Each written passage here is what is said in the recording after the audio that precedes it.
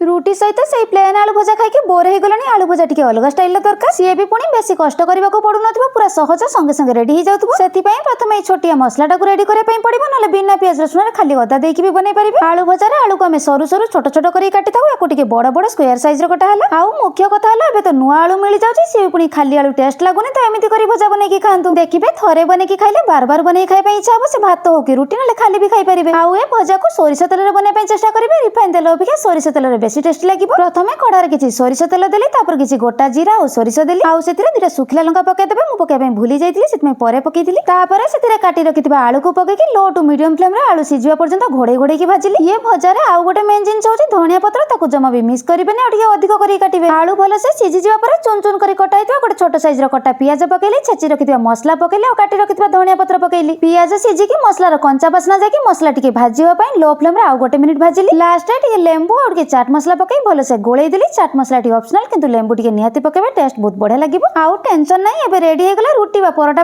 आलूर गोटे सहज और टेस्टी आइटम।